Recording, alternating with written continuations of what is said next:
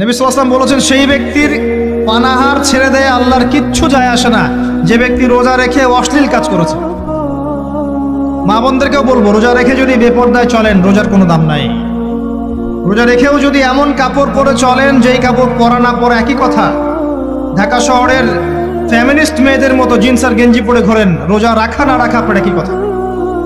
এটা রোজা হয়নি, উপবাস হয়েছে, উপবাস। আমি হাত জোর করে মিনতি করছি ভাই, খাওয়া পান করা, স্ত্রী সহবাস ছেড়ে দেওয়ার নাম রোজা নয়, এটার নাম রোজা নয়, এটা একটা অংশ রোজার মাত্র। রোজা রেখে আল্লাহর যাবতীয় হারাম ত্যাগ করলে পরে রোজা হবে।